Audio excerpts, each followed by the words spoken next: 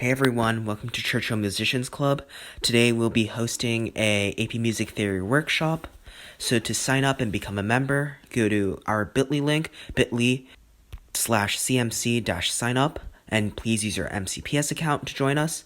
It's going to be very fun if you join our club. We'll have a lot of fun activities, also give away some cool prizes, and you'll be learning about AP Music Theory. So today, we'll be discussing Unit 4, Harmony and Voice Leading 1. So please check out our other videos on our YouTube channel so you can get a 5 on the AP Music Theory exam. Thank you. Today we will be going over AP Music Theory Unit 4, which covers chord progressions and predominant functions.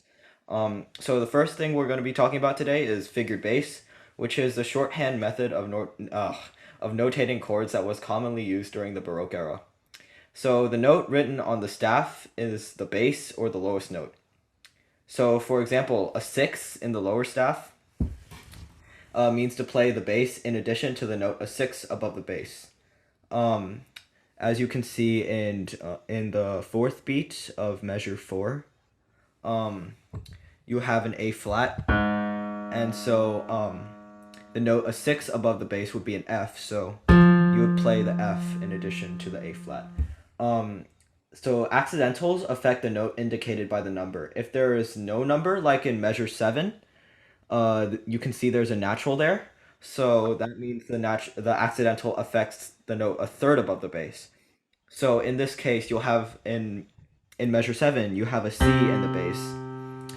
The note a third above the bass would be an E, and that would be E natural.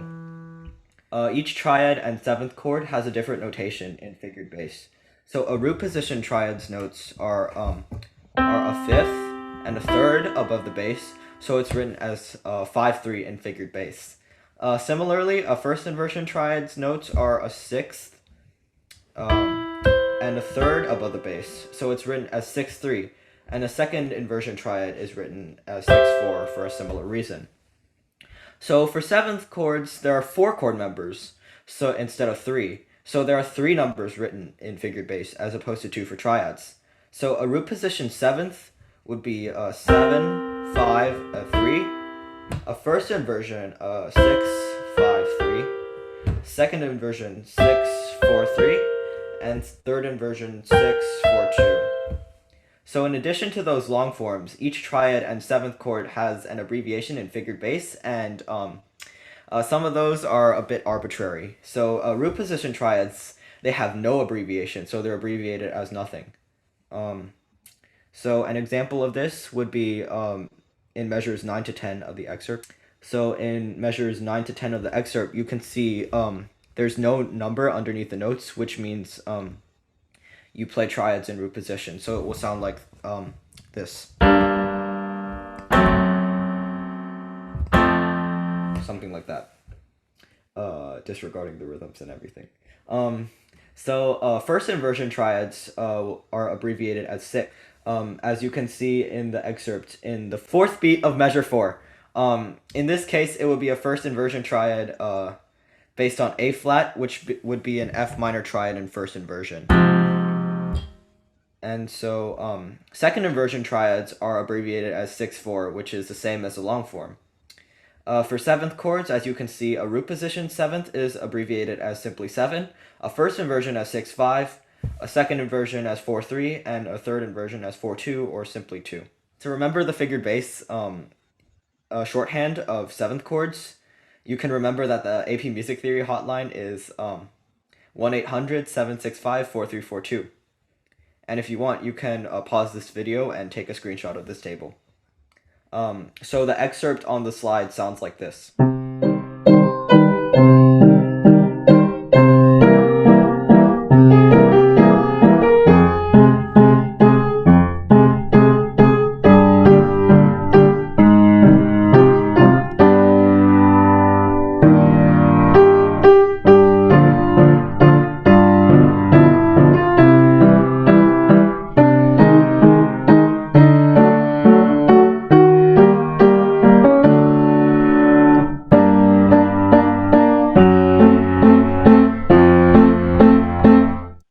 So a chord function is a chord's purpose in a chord progression. So in functional harmony, there are 3 chord functions. So we have like the tonic, the dominant, and the predominant. So the tonic is usually the 1, the predominant is the 4, and the dominant is usually the 5. So yeah, those are your chord functions. So the tonic serves as like the home chord, and like it's just like provides the sense of rest and stability. It's like your main bass, I would say. That's the best way to think about it. It's mostly like your safest position in like a musical piece. When you go back to your tonic, you feel safest and you feel like you're home. Yeah, so you feel like you're getting home and you arrived at home. So yeah, it feels like it's like a happy feeling, I would say. And then the dominant provides a sense of tension that is resolved in the tonic. So these include like the 5 chord and the 7 diminished chord. Yes, so this tension resolution between the dominant and tonic is the backbone of functional harmony. So here's the dominant, and the resolution is 1. Yeah, so we're playing this many times so you guys can get these chord functions ingrained in your mind, because when you're doing harmonic dictation, this is super, super useful, because if you don't have like these things in mind, you won't know if it's a 1 chord, if it's a 5 chord, or a 7 diminished chord. And then if you don't know how to do that, then it'll be very difficult for you to get a high score on the AP Music Theory exam. So make sure you remember these chord functions, as it will help you a lot in the future. And then the predominant goes away from the tonic and to the dominant. So these include the 4 and 2 chords. And then predominants can also be used to prolong chords. So keep that in mind when you're doing harmonic dictation in the future.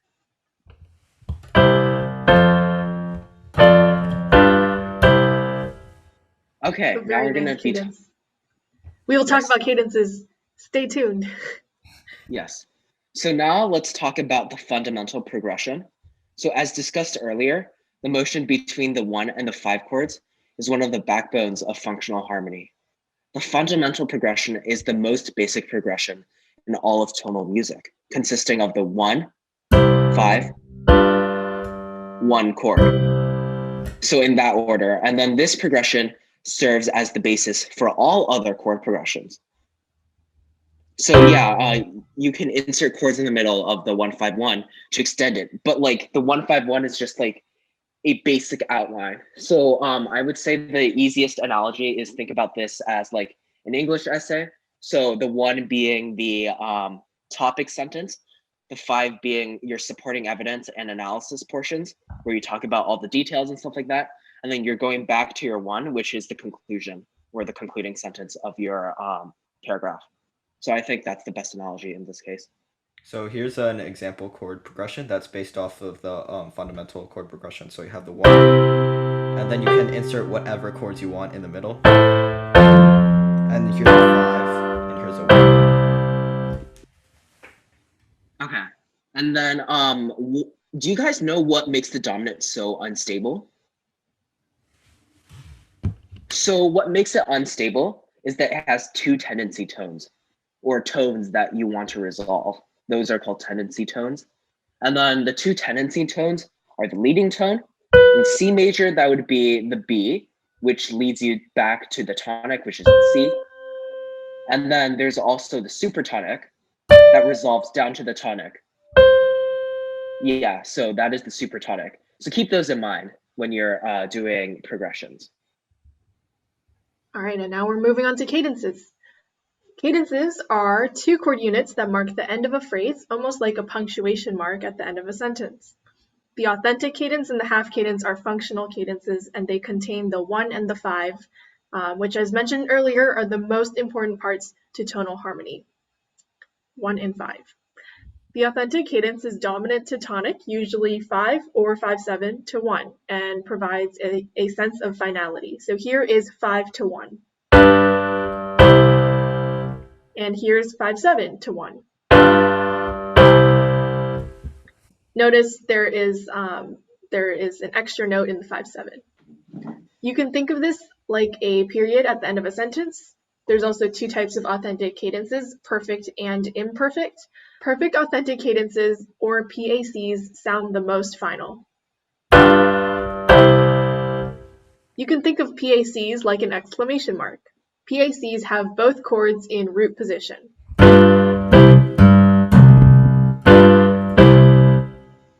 And the tonic in the top voice of the one chord.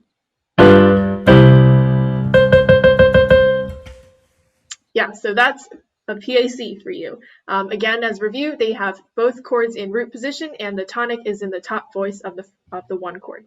Because PACs sound so final, most common practice pieces usually end with the PAC.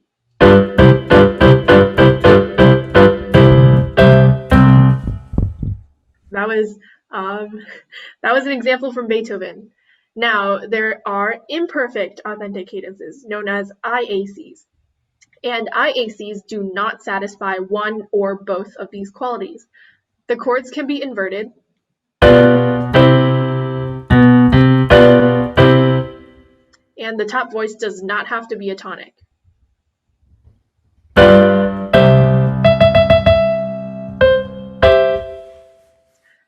Now, half cadences consist of any chord going to the 5 in root position.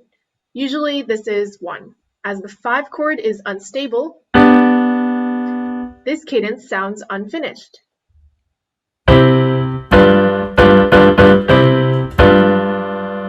Similar to a question mark. The next two cadences aren't really cadences per se, as they do not end a phrase. Plagal cadences consist of a 4 going to a 1 and are usually tacked on to the end of a PAC, or perfect authentic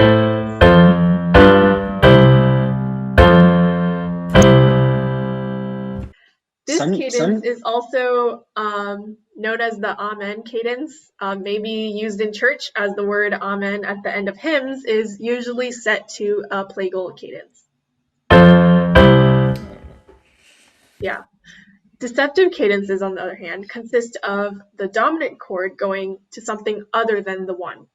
This is usually a 6 chord, but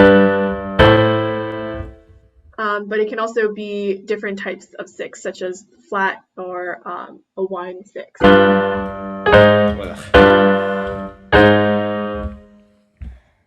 This cadence is used to extend phrases rather than ending them, and they hence deceptive. They can deceive you. An example of this is the last phrase of Mozart's piano sonata in A major, K 331, movement 1.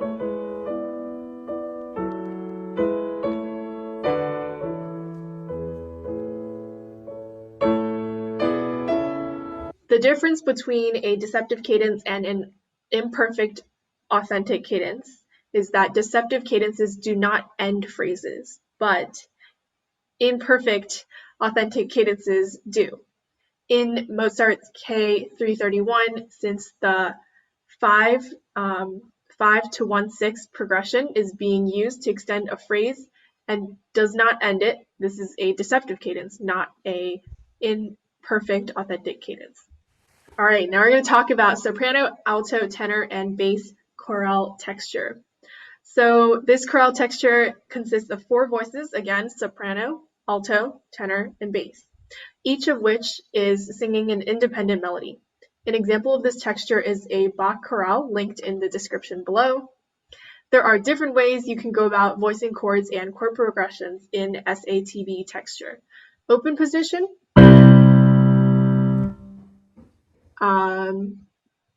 That was open position. That's when the space between soprano and tenor, that's the space between the soprano and tenor, and that's when it's greater than an octave. So that's open position. Now, closed position is when the space is less than an octave. That's less than an octave. And open position tends to be more stable, while closed position chords are used to move quickly between other chords. All right, before we get into voicing chords in SATB Corel Texture, we first need to talk about the types of motion. So parallel motion is when two voices move in the same direction by the same interval. So in the example on the slides, there both chords are moving by an interval of a second, and you can see that the same interval, the third, is kept between the two chords. Similar motion is when two voices move in the same direction by different intervals. So, and then contrary motion is when two voices move in different directions. And oblique motion is when one voice moves while the other remains static. So there are a couple of errors in SATB part writing that you'll need to avoid, because errors add up and then you'll be losing like 10 points on like a free response question. So like an anecdote, so on the music theory midterm that we had in school, like for the first time that we did it, I like messed up on like just one chord, and then I ended up getting like the entire thing wrong. So I ended up getting like a 60% on that like free response question. So it's pretty important if you guys are doing like part writing, because if you make one small error, it's going to mess up like the entire thing, which is very important to avoid, because this takes up like a big chunk of your free response section in the AP Music Theory exam. So the first rule is no parallel fifths or octaves. This is the most important rule. Yeah. So for example, it's like when you have a C and G, and then you move it to a D and an A, that's a parallel fifth, and then we want to avoid that. So make sure to avoid that when you're playing. And then, so as mentioned before, each voice is singing a distinct melody, and parallel fifths and octaves would definitely prevent this. So direct fifths / octaves, we can play an example. Okay, wait.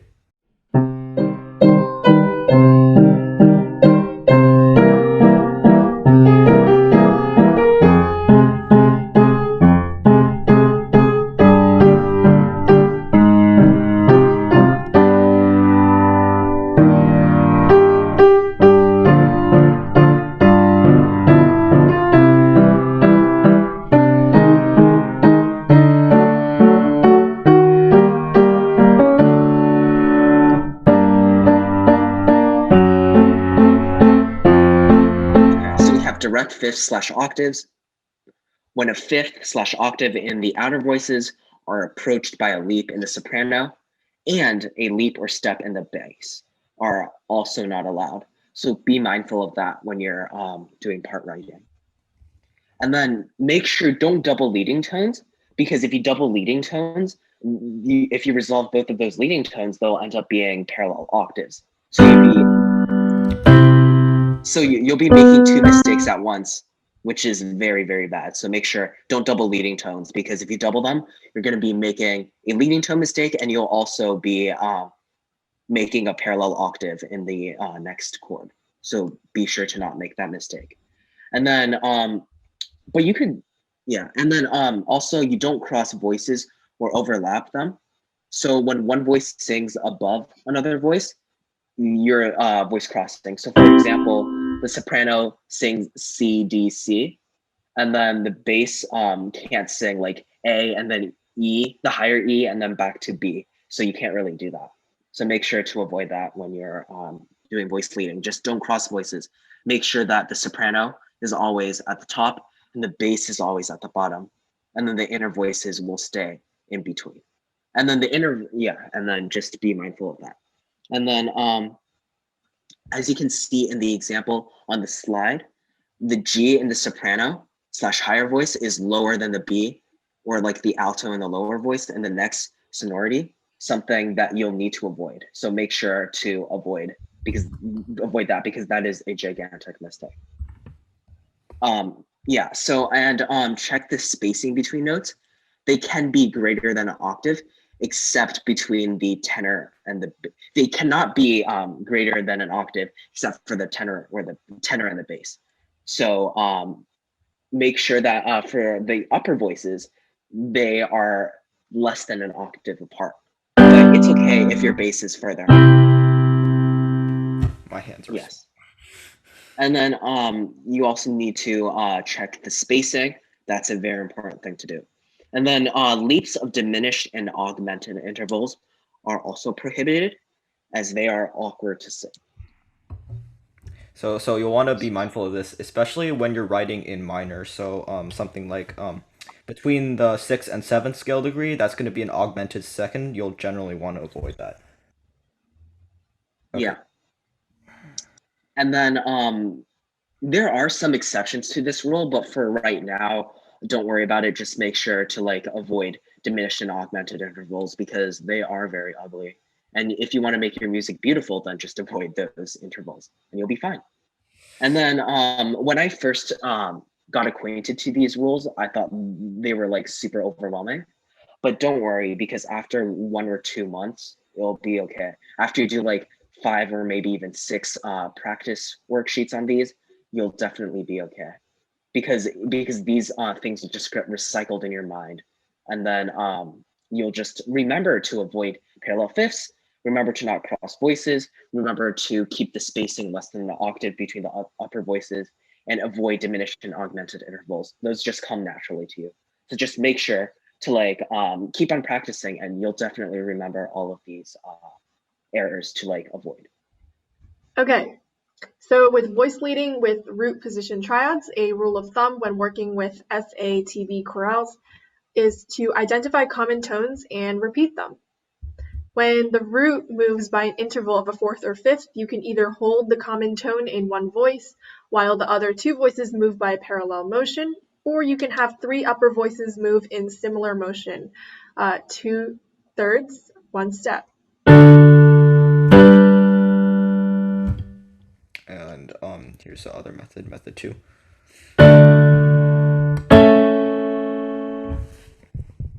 When the root moves by an interval of a third or sixth, hold 2 common tones and have 1 voice move by step.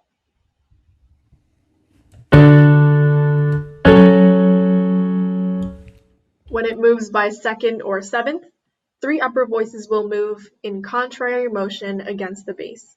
2 steps, 1/3.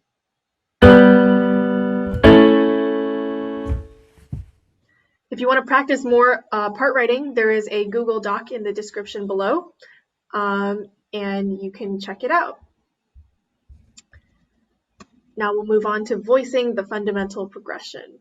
So as discussed earlier, the fundamental progression, or 1-5-1, forms the backbone of most of tonal harmony. So there are several different ways you can go about voicing this progression. So neighbor progressions are when the voices move by step in one direction, then go back down in the other direction. So for example, here's a lower neighbor progression. So you can hear like the soprano moves down and then up again. And then there's upper neighbor, which is the exact opposite.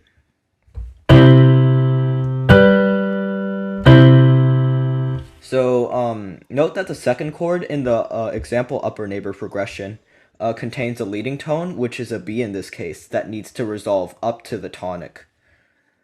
So passing progressions move by step in one direction, and usually you'll have a voice that goes from scale degrees 1, 2, 3, or 3, 2, 1. So it will be do re mi or mi re do. So it will be or. So in the example passing progression that on the slide, it sounds like this. And incomplete neighbors are similar to neighbor progressions, however they include a leap. So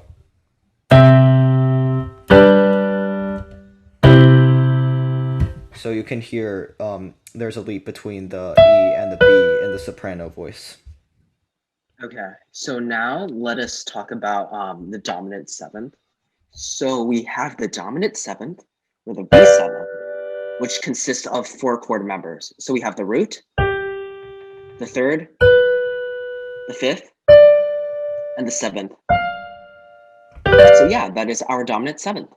So one thing you'll want to be careful is that the chord members are not the same as scale degrees. So the chord seventh. Wait. is actually scale degree 4. And the seventh scale degree is the chord third.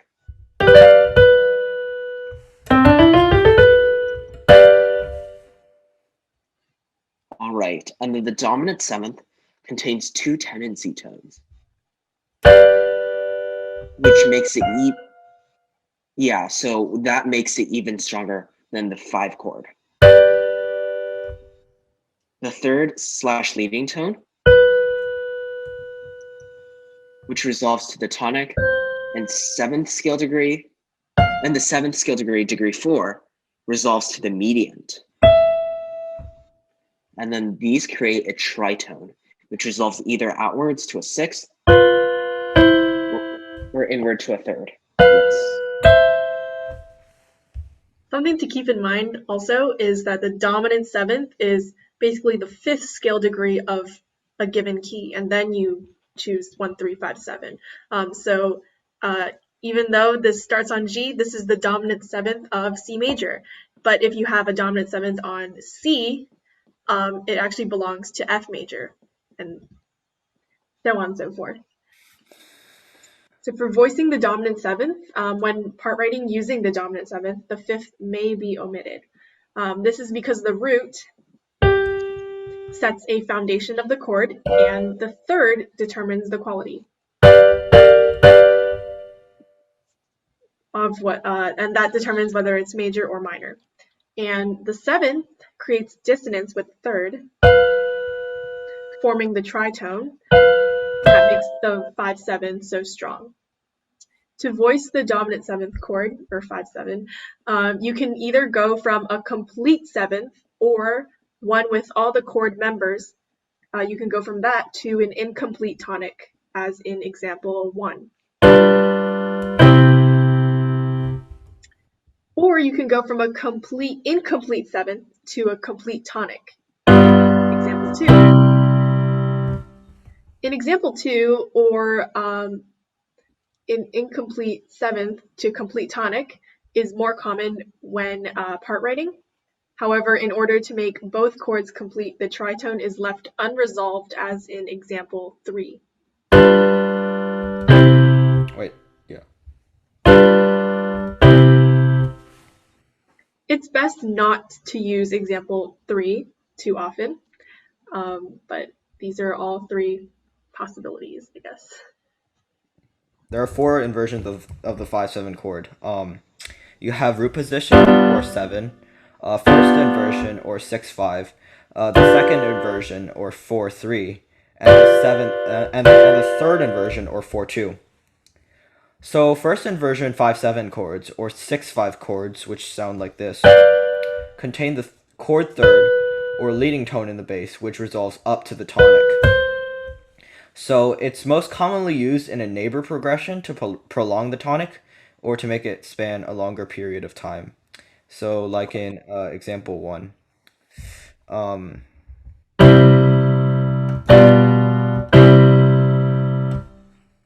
And second inversion 5/7 chords or 4/3 chords have the chord 5th or scale degree 2 in the bass, which resolves to the tonic or the mediant or scale degree 3. So because of this, it can be used in passing progressions between the 1 and 1/6 chords, as in example 2. Oh, that third chord should be a 1/6 chord, not a 1 chord. And so third inversion chords, or 4/2 chords, contain the chord 7th or scale degree 4 in the bass, which resolves down by step to the 3rd scale degree. So because of this, it always resolves to 1/6. The slide is wrong, by the way.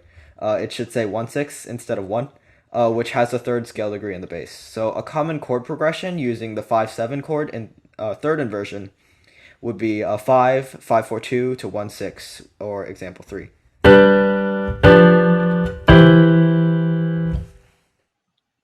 Well, it looks like that's it for this lesson. You've completed Unit 4 of AP Music Theory. And we have extra links down in the description below for more practice. And be sure to tune in for the next lesson, where we'll be explaining chord progressions and predominant functions.